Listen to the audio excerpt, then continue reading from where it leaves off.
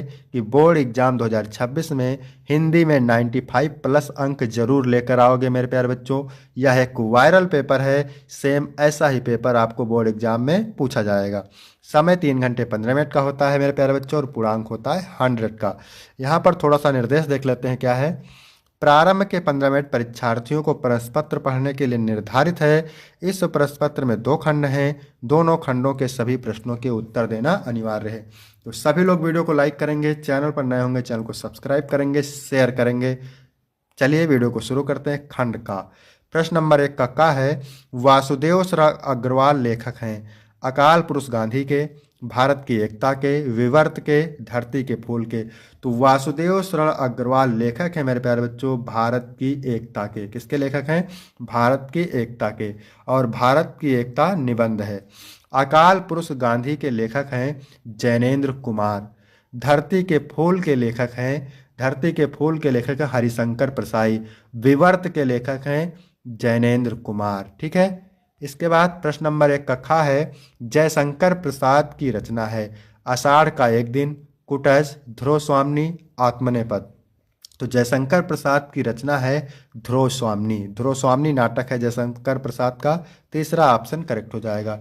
आषाढ़ का एक दिन मोहन राकेश का नाटक है। आषाढ़ का एक दिन मोहन राकेश का नाटक है। कुटज हजारी प्रसाद द्विवेदी का निबंध है। आत्मनेपद अज्ञेय का निबंध है। ठीक है। तीसरा प्रश्न है, आलोचना साहित्य कालिदास की लालित योजना के लेखक हैं। हजारी प्रसाद द्विवेदी, प्रोफेसर जी सुंदर रेड्डी, हरिशंकर प्रसाई, जयशंकर प्रसाद। आलोचना साहित्य कालिदास की लालित योजना के लेखक हैं डॉक्टर हजारी प्रसाद द्विवेदी। ठीक है। आपका पहला ऑप्शन राइट हो जाएगा। यदि आपको इसका पीडीएफ चाहिए तो डिस्क्रिप्शन में टेलीग्राम की लिंक मिल जाएगी, वहां से टेलीग्राम ज्वाइन करेंगे आपको पीडीएफ मिल जाएगा। अगला प्रश्न है, चंद्रकांता संतति कृत की विधा है। निबंध है, नाटक है, कहानी है, उपन्यास है। तो चंद्रकांता संतति मेरे प्यारे बच्चों क्या है? उपन्यास है। देवकी नंदन खत्री का उपन्यास है। रूपक रहस्य के लेखक हैं श्याम सुंदर दास, वियोगी हरि, रामचंद्र शुक्ल, बालकृष्ण भट्ट। तो रूपक रहस्य के लेखक हैं श्याम सुंदर दास। पहला ऑप्शन राइट हो जाएगा। इसके बाद प्रश्न नंबर 2 का है, इसमें भी 5 बहुविकल्पीय प्रश्न हैं। अयोध्या सिंह उपाध्याय हरिओत की कृति नहीं है। चौखे चौपदे, प्रिय प्रवास, वैदेही वनवास। चित्राधार। तो चित्राधार अयोध्या सिंह उपाध्याय हरिओत की रचना नहीं है। चित्राधार जयशंकर प्रसाद की रचना है। चौखे चौपदे, वैदेही वनवास और प्रिय प्रवास इनकी रचना है। अगला प्रश्न है, निम्न में से मैथिली शरण गुप्त की रचना नहीं है। सिद्धराज, अपने अपने अजनबी, अनघ, प्रादक्षिणा।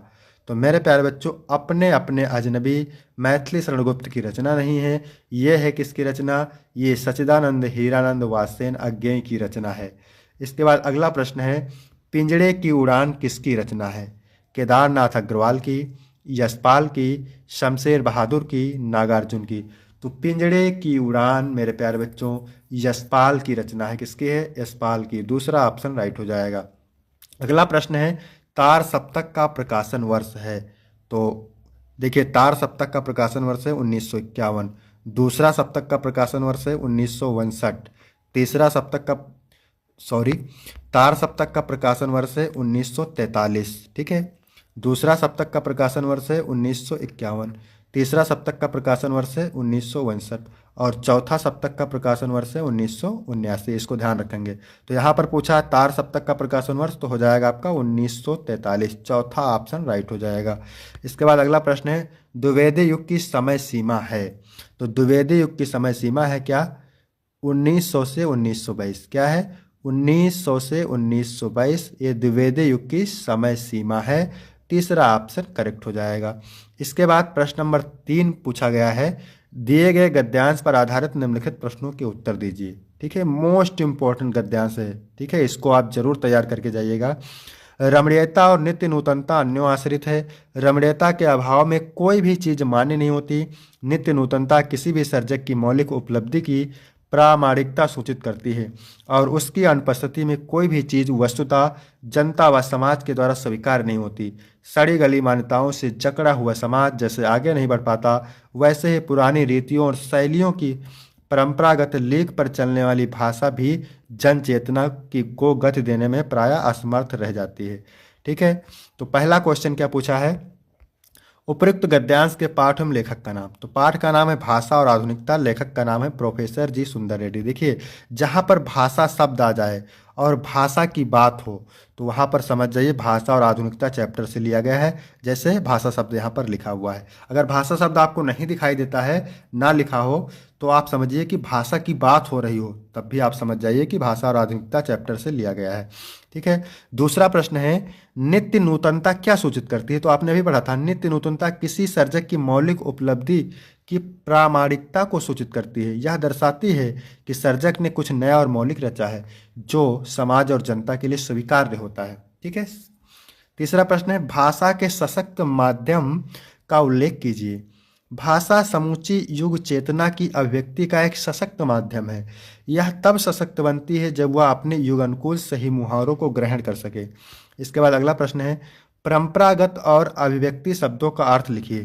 तो परंपरागत का अर्थ है पुराने रीति रिवाजों और परंपराओं का पालन करने वाली, और अभिव्यक्ति का अर्थ है किसी भावना, विचार या विचारधारा को प्रकट करना। फिर है रेखांकित अंश की व्याख्या। तो व्याख्या मेरे प्यारे बच्चों किसकी करना है, जिसकी रेखा खींची हुई है। ठीक है, यहाँ से लेकर के यहाँ तक की। तो चलिए देख लेते हैं इसकी व्याख्या कैसे करना है। गद्यांश का रेखांकित अंश यह बताता है कि सड़ी गली मान्यताओं और पुरानी रीति रिवाजों से जकड़ा हुआ समाज कभी भी आगे नहीं बढ़ सकता, प्रगति नहीं कर सकता। इसी प्रकार पुरानी परंपराओं और शैलियों पर चलने वाली भाषा भी जन चेतना को गति देने में असमर्थ रहती है। इसीलिए भाषा को प्रगतिशील और समय अनुकूल होना चाहिए।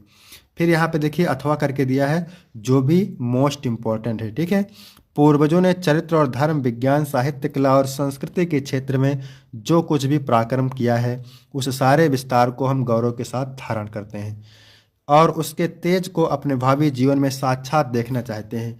यही राष्ट्र संवर्धन का स्वाभाविक प्रकार है, जहाँ अतीव वर्तमान के लिए भार रूप नहीं है, जहाँ भूत वर्तमान को जकड़ नहीं रखना चाहता, वरन अपने वरदान से पुष्ट करके उसे आगे बढ़ाना चाहता है, उस राष्ट्र का हम स्वागत करते हैं। तो देखिए, यहाँ पर राष्ट्र शब्द दिख जाए, पृथ्वी शब्द दिख जाए, भूमि शब्द दिख जाए, जन शब्द दिख जाए, तो आप समझ जाइए राष्ट्र का स्वरूप चैप्टर से लिया गया है। उपयुक्त गद्यांश के पाठ और शीर्षक और लेखक का नाम। तो पाठ का शीर्षक है राष्ट्र का स्वरूप, लेखक का नाम है वासुदेव शरण अग्रवाल। ठीक है, दूसरा प्रश्न है, किस राष्ट्र का हम स्वागत करते हैं।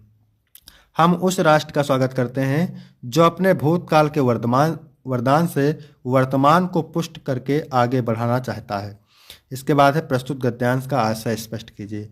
तो इस गद्यांश का आशय यह है कि हमें अपने पूर्वजों के योगदान पर गर्व है और हम चाहते हैं कि उनकी उपलब्धियों का प्रकाश हमारे भविष्य में भी बने रहे। यह राष्ट्र संवर्धन का स्वाभाविक तरीका है, जिसमें अतीत को वर्तमान में बांधने के बजाय उसे आगे बढ़ाने का प्रयास किया जाता है। इसके बाद अगला प्रश्न है, पूर्वजों की किन उपलब्धियों को हम गौरव के साथ धारण करते हैं। तो हम पूर्वजों द्वारा किए गए पराक्रम, धर्म, विज्ञान, साहित्य, कला और संस्कृति के क्षेत्र में उनकी उपलब्धियों को गौरव के साथ धारण करते हैं। फिर है रेखांकित अंश की व्याख्या। तो व्याख्या यहाँ पर किसकी करना है, आप देख सकते हैं यहाँ पे, यहाँ से लेकर के यहाँ तक की करना है व्याख्या। तो चलिए लिखते हैं इसकी व्याख्या कैसे लिखना है।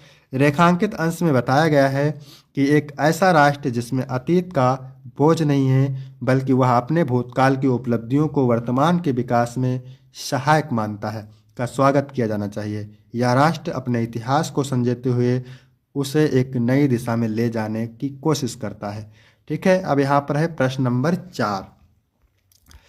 दिए गए पद्यांश पर आधारित निम्नलिखित प्रश्नों के उत्तर दीजिए। तो ये मोस्ट इंपॉर्टेंट पद्यांश है।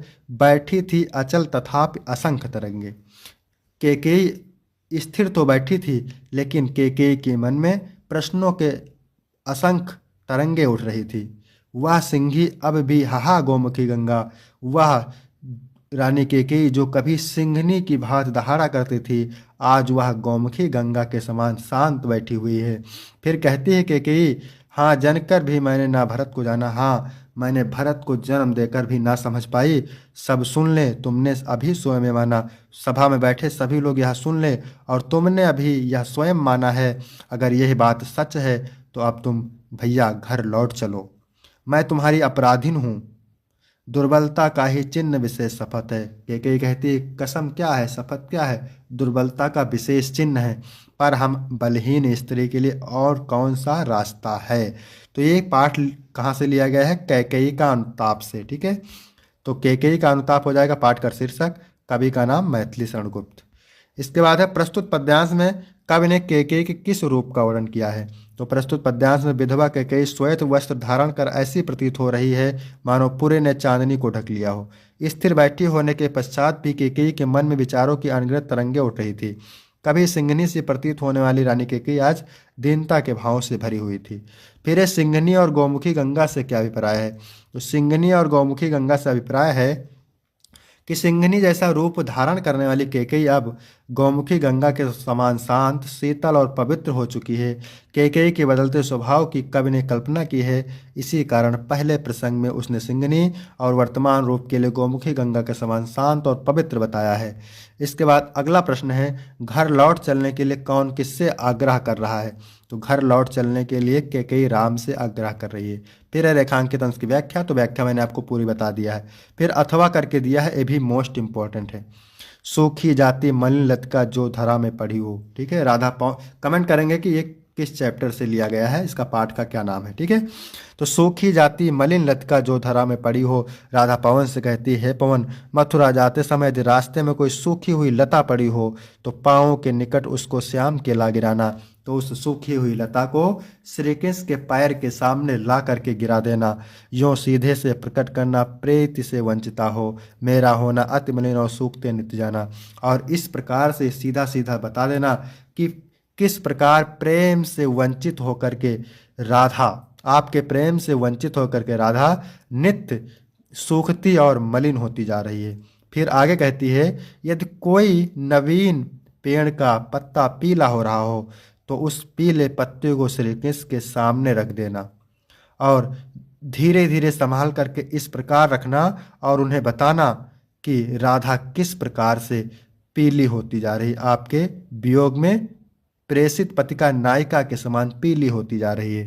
ठीक है, तो यहाँ पाठ का शीर्षक तथा रचयिता का नाम पवनदूत का, और रचयिता है अयोध्या सिंह उपाध्याय हरिहोत। राधा पवन से पृथ्वी पर पड़ी हुई लता को क्या करने के लिए कहती है। राधा पवन से पृथ्वी पर पड़ी हुई लता को श्री कृष्ण के पाँव के पास गिरा देने के लिए कहती है। फिर है, सूखी लता से राधा कृष्ण को क्या संदेश देना चाहते हैं। तो सूखी लता से राधा कृष्ण को यह संदेश देना चाहते हैं कि वह प्रेम से रहित होकर किस प्रकार नित्य ही सूखती तथा मलिन होती जा रही है। फिर है, प्रोसिता से में अलंकार है, तो इसमें उपमा अलंकार है। उपयुक्त पद्यांश की रेखांकित पंक्तियों की व्याख्या कीजिए। तो व्याख्या मैंने पूरी आपको बता दिया है। फिर है प्रश्न नंबर 5 का निम्नलिखित में से किसी एक लेखक का साहित्यिक परिचय देते हुए उनकी प्रमुख कृतियों का उल्लेख कीजिए। ठीक है, हरिशंकर प्रसाई, वासुदेव शरण अग्रवाल, हजारी प्रसाद द्विवेदी। तो कभी कभी ऐसा भी पूछता है कि जीवन परिचय लिखते हुए उनकी कृतियों का उल्लेख कीजिए। तो आपसे साहित्यिक परिचय पूछे या फिर जीवन परिचय पूछे, आपको जैसे हम बता रहे हैं सेम आपको उसी प्रकार लिखना है। पूरे आपको 5 अंक मिलेंगे, 100% की गारंटी है। तो इसमें से हम पढ़ने वाले हैं हजारी प्रसाद द्विवेदी का, क्योंकि मोस्ट इंपॉर्टेंट है। तो सबसे पहले आपको हेडिंग डाल लेना है जीवन परिचय। आचार्य हजारी प्रसाद द्विवेदी का जन्म सन 1907 ईस्वी में बलिया जिले के दुबे का छपरा ग्राम में हुआ था। इनके पिता का नाम श्री अनमोल द्विवेदी तथा माता का नाम ज्योतिषमती देवी था। इन्होंने हिंदी एवं संस्कृत भाषाओं का गहन अध्ययन किया और सन 1930 ईस्वी में काशी विश्वविद्यालय से ज्योतिषाचार्य की परीक्षा उत्तीर्ण की। सन 1957 ईस्वी में भारत सरकार ने इन्हें पद्म भूषण की उपाधि से विभूषित किया और सन 1979 ईस्वी में रोग से पीड़ित होने के कारण यह महान साहित्यकार चिर निद्रा में हमेशा के लिए सो गया। फिर आपको हेडिंग डालना है साहित्यिक परिचय। क्या डालना है, साहित्यिक परिचय। हजारी प्रसाद द्विवेदी साहित्य के प्रख्यात निबंधकार, आलोचक, संपादक, उपन्यासकार के अतिरिक्त एक कुशल वक्ता एवं एक सफल अध्यापक भी थे। उनकी रचनाओं में नवीनता एवं प्राचीनता दोनों का समन्वय था। आधुनिक युग के गद्यकारों में आचार्य हजारी प्रसाद द्विवेदी का महत्वपूर्ण स्थान है। उनके विषय विवेचन में गंभीरता और शालीनता स्पष्ट रूप से दिखाई देता है। ठीक है, इसके बाद हेडिंग डालेंगे प्रमुख रचनाएं। हजारी प्रसाद द्विवेदी के द्वारा लिखित प्रमुख रचनाएं निम्नलिखित हैं। पहला, निबंध संग्रह अशोक के फूल, कुटज, कल्पलता, आलोक पर्व। दूसरा है उपन्यास बाणभट्ट की आत्मकथा पुनर्नवा। तीसरा है आलोचना साहित्य सहचर और सूर साहित्य कबीर। फिर इतिहास हिंदी साहित्य हिंदी साहित्य का आदिकाल। सेम आपको ऐसे लिखना है, ठीक है। फिर खा नंबर प्रश्न है, कवि का साहित्यिक परिचय देते हुए उनकी प्रमुख कृतियों का उल्लेख कीजिए। भारतेंदु हरिश्चंद्र, रामधारी सिंह दिनकर और महादेवी वर्मा। तो इसमें से पढ़ने वाले हैं भारतेंदु हरिश्चंद्र का, जो कि मोस्ट इंपॉर्टेंट है। भारतेंदु हरिश्चंद्र का जन्म 1850 ईस्वी में काशी के प्रसिद्ध वैश्य परिवार में हुआ था। उनके माता पिता गोपाल चंद्र गिरधर दास थे। इन्होंने घर पर स्वाध्याय से हिंदी, अंग्रेजी, उर्दू, बांग्ला आदि भाषाओं का गहन अध्ययन किया। दानशीलता के कारण उनकी आर्थिक स्थिति बिगड़ती गई और अंत में क्षय रोग से पीड़ित होकर केवल 35 वर्ष की आयु में सन 1885 ईस्वी को उनकी मृत्यु हो गई। फिर हेडिंग डालना है साहित्यिक परिचय। हिंदी साहित्य के आधुनिक काल का प्रारंभ भारतेंदु हरिश्चंद्र जी से माना जाता है तथा 1857 से 1920 तक के काल को भारतेंदु युग के नाम से जाना जाता है। भारतेंदु हरिश्चंद्र की एक महान कवि, सफल नाटककार, प्रसिद्ध संपादक और कुशल लेखक के रूप में हिंदी साहित्य में हमारे सामने उपस्थित हुए। फिर रचनाएं हेडिंग डालेंगे, भारतेंदु हरिश्चंद्र जी की निम्नलिखित रचनाएं हैं। काव्य हेडिंग डालेंगे, तृण चरित्र, रासलीला, प्रेम माधुरी, प्रेम सरोवर, प्रेम प्रलाप, प्रबोधिनी। नाटक, सत्य हरिश्चंद्र, चंद्रावली, भारत दुर्दशा, नील देवी, अंधेर नगरी, वैदिक हिंसा, हिंसा नाभवती। निबंध में कश्मीर कुसुम, सुलोचना, मदालसा, लीलावती। इसके बाद है 6 नंबर प्रश्न, पंचलाइट कहानी का सारांश अथवा बहादुर कहानी की कथावस्तु का सार लिखिए। तो इसमें से पढ़ने वाले हैं पंचलाइट का, मोस्ट इंपॉर्टेंट है मेरे प्यारे बच्चों, इसका आप स्क्रीनशॉट ले सकते हैं, ठीक है। इसके बाद 7 नंबर प्रश्न है, स्वपठित खंड काव्य के आधार पर किसी एक खंड के एक प्रश्न का उत्तर दीजिए। शब्द सीमा 80 शब्द है, 5 अंक का है। एक खंड काव्य अलग अलग जिले के लिए अलग अलग होता है, तो इसको आप तैयार करेंगे। फिर एक खंड खा। प्रश्न नंबर 8 का है, निम्नलिखित संस्कृत गद्यांशों में से किसी एक का संदर्भ सहित हिंदी में अनुवाद कीजिए।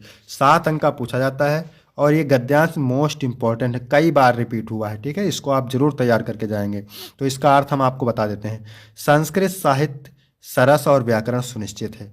उसके गद्य पद्य में लालित्य भावों को समझने की अद्वितीय शक्ति और सुनने की मधुरता है। अधिक कहने से क्या, चरित्र के निर्माण में जैसी सत्य प्रेरणा संस्कृत साहित्य देता है, वैसी प्रेरणा कोई भी साहित्य नहीं देता है। मूलभूत मानवीय गुणों की जैसी विवेचना संस्कृत साहित्य में है, वैसी विवेचना किसी भी साहित्य में नहीं है। संदर्भ कैसे लिखना है यहाँ पे देख लीजिए। प्रस्तुत गद्यांश हमारी पाठ्यपुस्तक संस्कृत दिग्दर्शिका के संस्कृत भाषा में महत्तम नामक पाठ से अवतरित है। फिर यहाँ पे अथवा करके दिया हुआ है, इसको देखते हैं।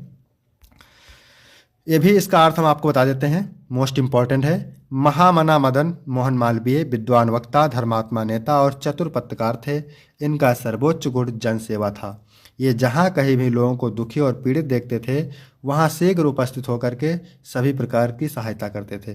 प्राणियों की सेवा इनका स्वभाव था। संदर्भ लिखेंगे, प्रस्तुत गद्यांश हमारी पाठ्यपुस्तक संस्कृत दिग्दर्शिका के महामना मालवीय पाठ से अवतरित है। इसके बाद खा नंबर दिया है इसका, निम्नलिखित संस्कृत श्लोकों में से किसी एक श्लोक का संदर्भ सहित हिंदी में अनुवाद कीजिए। तो इसका देख लेते हैं, मोस्ट इंपॉर्टेंट है।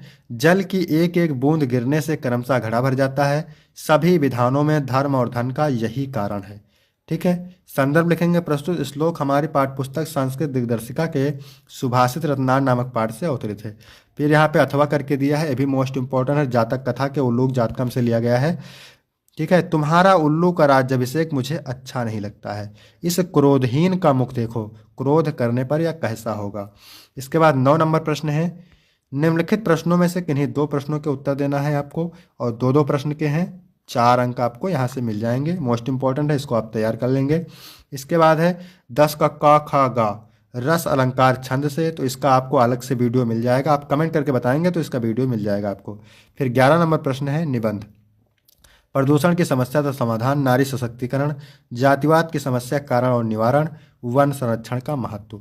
फिर 12 का पहला है, पवित्रम का संधिविच्छेद पो प्लस इत्रम, क्या होता है, पो प्लस इत्रम। हरेव का संधिविच्छेद हरे प्लस अ होता है, क्या होता है, हरे प्लस अ होता है।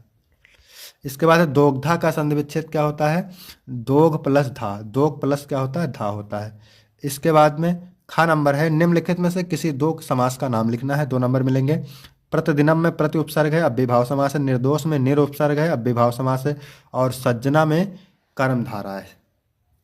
इसके बाद में अगला प्रश्न है 13 नंबर, अपने प्रधानाचार्य को छात्रवृत्ति के लिए एक आवेदन पत्र लिखिए, मोस्ट इंपॉर्टेंट है। अथवा अपने मोहल्ले की नालियों की सफाई हेतु नगर निगम के स्वास्थ्य अधिकारी को पत्र लिखिए। तो यहाँ से आपको 8 अंक मिल जाएंगे। फिर 14 का पहला है लघुता में प्रत्यय है, तो लघुता में तल प्रत्यय लगा है। इसके बाद में किस शब्द में मतुप प्रत्यय है, तो मतुप प्रत्यय है किसमें, धीमान में। ठीक है। इसके बाद अगला प्रश्न है, रेखांकित पदों में से किसी एक पद में विभक्ति तथा संबंधित नियम का उल्लेख कीजिए। 2 अंक यहाँ से मिलेंगे। ग्राहम परता वनम अस्ति, यानी गांव घर के चारों ओर वन है। तो यहाँ पर देखिए अभिता परता समय निक्षा सूत्र से तृतीया विभक्ति है। ठीक है। इसके बाद में सा सिरसा खल्लौटा, तो वह सिर से गंजा है। एनांग विकारा सूत्र से इसमें द्वितीय विभक्ति है। ठीक है। इसके बाद है देवभ्यम स्वाहा, चतुर्थी विभक्ति है। ठीक है। सा सिरसा खलौटा, इसमें क्या है, तृतीय विभक्ति है, ध्यान रखेंगे। ग्राहम परता वनम अस्ति, 1 मिनट, पहले वाले में है द्वितीय विभक्ति और दूसरे वाले में है तृतीय विभक्ति और इसमें है चतुर्थी विभक्ति। ठीक है।